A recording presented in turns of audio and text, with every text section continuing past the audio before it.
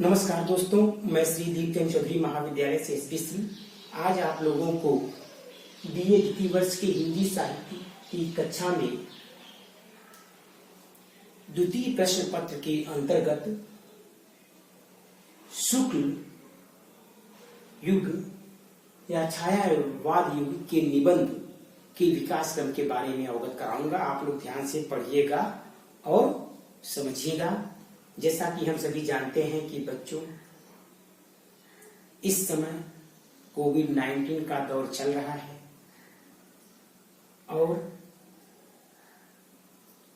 उत्तर प्रदेश सरकार के निर्देशानुसार एवं विश्वविद्यालय बुंदेलखंड विश्वविद्यालय के निर्देशानुसार आप लोगों की कक्षाएं ऑनलाइन संचालित की जा रही हैं। आप लोग घर पर ही रहकर ऑनलाइन कक्षाएं पढ़ने का आनंद लीजिए। घर पर रहिए और सुरक्षित रहिए और स्वस्थ रहिए। ठीक है बच्चों, चलिए हम टॉपिक पे आते हैं। हिंदी निबंध के विकास क्रम का तीसरा चरण शुक्ल युग या छायावाद युग के नाम से जाना जाता है, जिसकी शुरुआत सन 1920 ईस्वी से लेकर 1940 ईस्वी तक मानी जाती है। ठीक है। आचार्य रामचंद्र शुक्ल को इस युग का केंद्र बिंदु मानकर या प्रवर्तक समझकर निबंध की शुरुआत करते हैं। ठीक। आचार्य रामचंद्र शुक्ल के निबंध क्षेत्र में पदार्पण करने से नए आयाम एवं नई दिशाएं प्राप्त हुई। उन्होंने चिंतामण, जो 4 भागों में प्रकाशित है, चिंतामण यह रामचंद्र शुक्ल का निबंध संग्रह है जो 4 भागों में प्रकाशित है। ठीक। जो निबंध संकलित किए हैं उनसे हिंदी निबंध अपने चरम उत्कर्ष पर पहुंचा दिखाई पड़ता है। ठीक। वस्तुतः निबंध कला के सभी गुण रामचंद्र शुक्ल जी के निबंधों में विद्यमान हैं।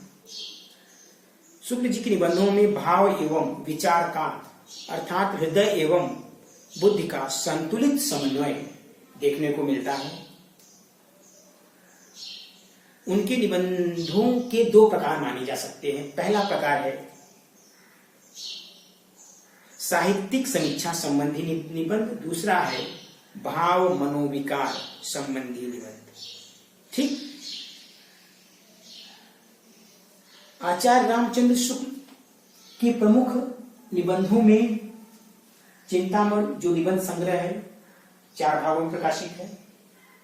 उसके बाद उत्साह, लज्जा और ग्लानि, श्रद्धा, भक्ति, क्रोध, तुलसी का भक्ति मार्ग, कविता क्या है, साधारणीकरण और व्यक्ति वैचित्रवाद इत्यादि प्रमुख निबंध माने जाते हैं। अब रामचंद्र शुक्ल जी गहन विचार विधियों के साथ साथ रसपूर्ण छींटे की छटा अपने निबंधों में दिखलाते हैं। शुक्ल जी के निबंधों में चिंतन की मौलिकता, विश्लेषण की सूक्ष्मता एवं शैली की प्रौढ़ता के साथ दर्शन सर्वत्र दिखाई पड़ते हैं। उनके निबंधों के संबंध में भाषा की दृष्टि से हम कह सकते हैं कि उनके जितने निबंध हिंदी निबंध के आदर्श कहे जा सकते हैं।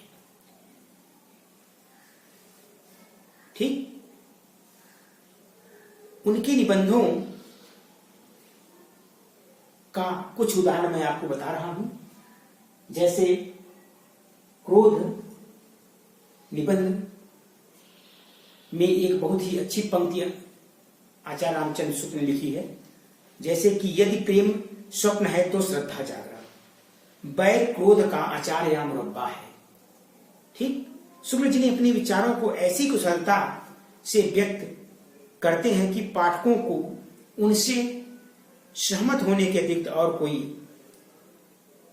चारा नहीं रहता। डॉक्टर गणपत चंद्र गुप्त ने रामचंद्र शुक्ल के निबंध के विषय में अपना मत व्यक्त करते हुए कहते हैं कि वस्तुतः शुक्ल जी के निबंधों में वे सभी गुण विद्यमान मिलते हैं जो गंभीर विषयों के निबंधों के लिए अपेक्षित होते हैं। ठीक, शुक्ल जी की शैली में भी निजी विशिष्टता पाई जाती है। भारतीय की सी मौलिकता उसमें है, किंतु वे उनके छिछलेपन से दूर हैं। द्वितीय युग की ही सी विचारात्मक उसमें है, किंतु वैसी सुसुकता का उनमें अभाव है। शुक्ल जी के निबंधों में परिष्कृत प्रांजल साहित्यिक भाषा का प्रयोग हुआ है। शब्द चयन, वाक्य रचना, सादृश्य विधान सब में उनकी काव्यात्मक रुचि का परिचय मिलता है। आचार्य शुक्ल के अतिरिक्त इस काल के प्रमुख निबंधकारों में हम आचार्य रामचंद्र शुक्ल, बाबू श्याम गुलाब राय, बाबू पद्मलाल पुन्नालाल बख्शी, योगी हरि, राय कृष्णदास, वासुदेव शरण अग्रवाल, शांति द्विवेदी और माखन लाल चतुर्वेदी का नाम विशेष रूप से उल्लेखनीय है। ठीक, अब हम बात करते हैं बाबूलाल गुलाब राय को हिंदी निबंध साहित्य की एक उपलब्धि के रूप में माना जाता है। उनके प्रमुख निबंधों में मेरे निबंध, मेरी असफलताएं और फिर निराशा क्यों। गुलाब राय जी एक उच्च कोटि के आलोचक भी थे, अतः उनके कुछ निबंधों में साहित्यिक समस्याओं पर गहन रूप से विचार किया गया है। ठीक, अब हम बात करते हैं पद्मलाल पुन्नालाल बख्शी जी की। उनके प्रमुख निबंधों में कुछ और पंचपात्र नामक निबंध संकलित हैं, जिनके प्रमुख निबंध हैं अतीत स्मृति उत्सव, रामलाल पंडित, श्रद्धांजलि के दो फूल। लेख इसमें बख्शी जी ने भावुकता, आत्मीयता और व्यंग का समन्वय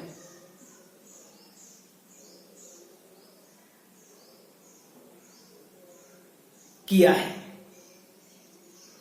ठीक, इनकी शैली बाबू श्याम सुंदर के निबंधों से मिलती जुलती दिखाई पड़ती है।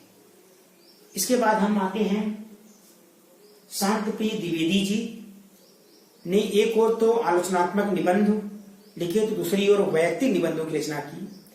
कवि, काव्य तथा साहित्यिक में संकलित निबंधों में भावुकता एवं आत्मीयता की प्रधानता है। ठीक, वासुदेव शरण अग्रवाल ने प्रायः सांस्कृतिक विषयों पर निबंध लिखे। उनमें उच्च कोट की विद्वता झलकती है। इसी प्रकार हम माखनलाल चतुर्वेदी जी के निबंधों में भाव प्रधानता देखते हैं, किंतु उनमें गंभीर चिंतन भी है। ठीक, उनके निबंधों में प्रयुक्त भाषा शैली भी लाक्षणिक एवं प्रतीकात्मक है।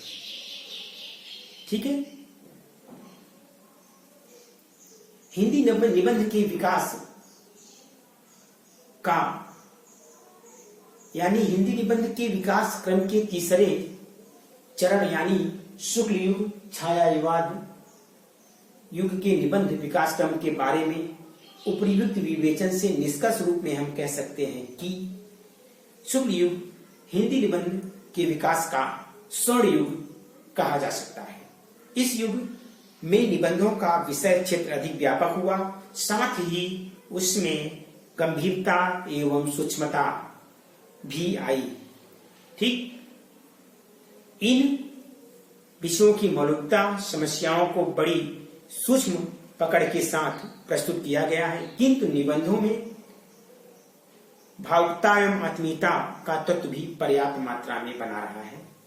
निजी अनुभूतियों एवं वैयक्तिक भावनाओं का प्रकाशन भी शुक्ल युग के निबंधकारों में खूब रहा है।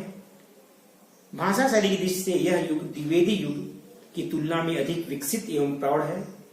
आचार्य रामचंद्र शुक्ल इस युग की महानतम उपलब्धि हैं और वे हिंदी के सर्वश्रेष्ठ निबंधकार और सर्वश्रेष्ठ आलोचक कहे जा सकते हैं। ठीक है बच्चों, समझ में आ गया आपको? ठीक, आज के लिए इतना ही बच्चों। उम्मीद करता हूं कि हिंदी निबंध के विकासक्रम के तीसरे चरण शुक्ल युग या छायावाद युग के निबंध विकासक्रम के बारे में मैंने जो आपको जानकारी प्रदान की वह अच्छी तरह से समझ में आ गई होगी। बस आज के लिए इतना ही बच्चों। आप लोगों का बहुत बहुत धन्यवाद।